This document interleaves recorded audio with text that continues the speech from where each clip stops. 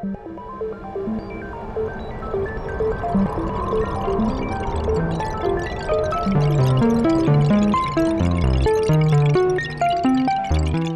à tous, aujourd'hui nous allons voir un élément essentiel dans le setup modulaire, il s'agit du filtre. C'est lui qui déterminera le caractère de votre son.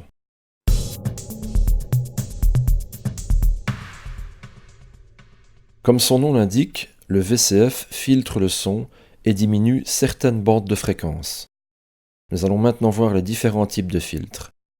Tout d'abord, nous avons le low pass, qui diminue la valeur des fréquences les plus élevées et ne laisse passer que les basses fréquences. Ensuite, le high pass, qui travaille à l'inverse du low pass. Le band pass, qui agit sur les fréquences les plus basses et plus hautes pour ne laisser passer que les fréquences moyennes. Et enfin, le filtre notch, qui est l'inverse du band pass. Pour chaque type de filtre, nous retrouvons la caractéristique décibels par octave, ou parfois cette notion est aussi désignée en nombre de pôles. Cette caractéristique correspond à la pente d'atténuation plus ou moins rude à partir de la fréquence de coupure. La fréquence de coupure qui est en fait le seuil à partir duquel le filtre va atténuer les fréquences. Pour pouvoir juger la différence entre les différentes atténuations, je vais utiliser le Moog Sub 37.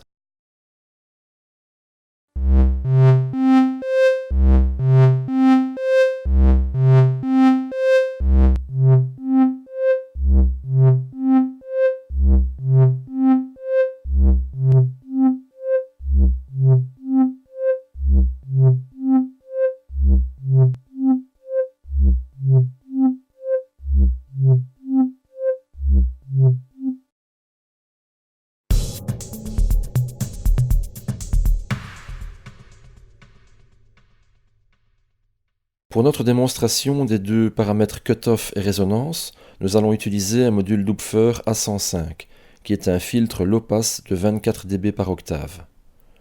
Dans ce setup, j'utilise un VCO, un VCF, un VCA et une enveloppe ADSR.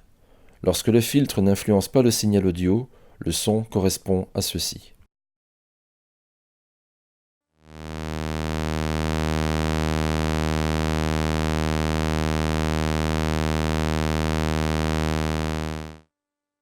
On entend bien que le signal n'est pas affecté par le filtre et qu'aucune bande de fréquence n'est atténuée. Maintenant, je vais manipuler le potentiomètre du cutoff.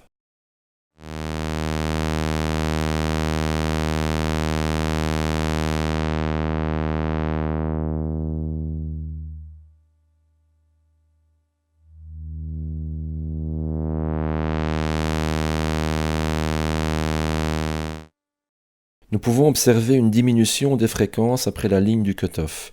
Il s'agit donc bien d'un filtre low pass. On peut donc dire que le cutoff est le seuil qui détermine à partir de quelle fréquence on va commencer à atténuer certaines bandes de fréquences.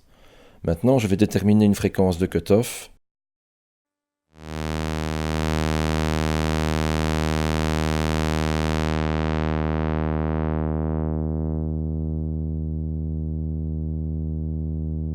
Et je vais augmenter la résonance.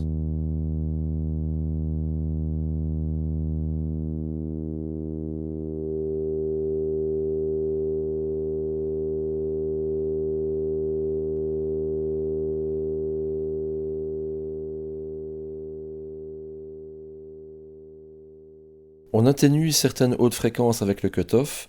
La résonance, quant à elle, accentue une partie du spectre qui se situe au niveau de la fréquence du cutoff. On va maintenant augmenter la résonance palier par palier pour observer ce qui va se passer sur le graphisme.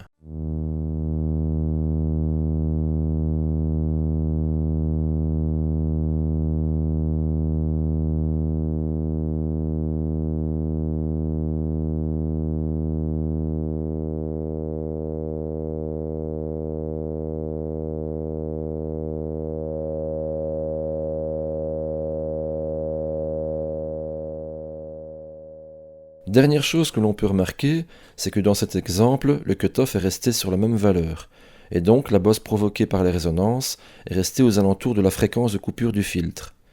Par contre, si cette fois-ci je laisse la même valeur sur la résonance et que je modifie la fréquence de coupure des paramètres cutoff, la bosse va se déplacer et passer par différentes bandes de fréquences. Comme ceci.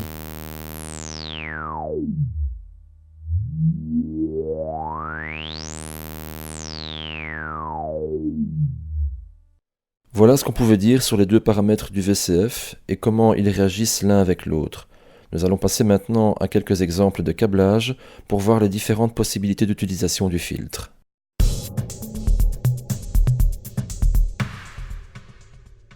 Ce premier câblage prévoit une utilisation simple du filtre.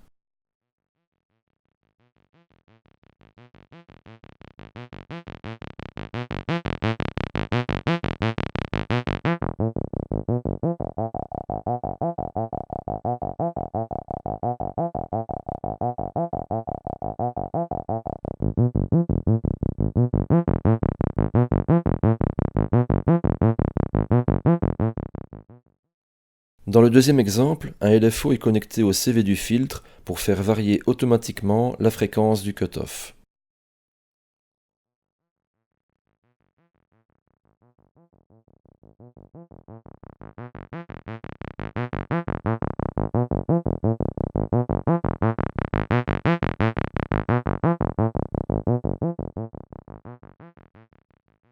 Ici, le filtre va agir sur deux VCO grâce au module mixeur.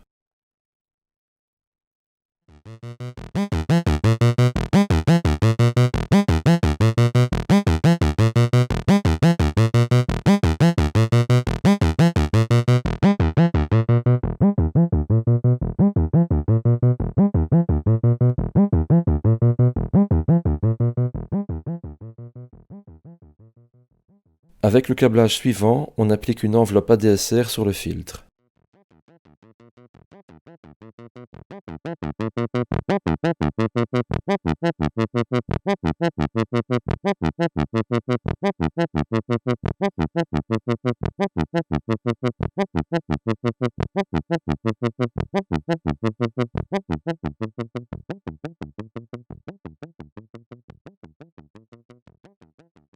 Pour ce dernier exemple, je vais contrôler la tension du cutoff du filtre avec une séquence aléatoire.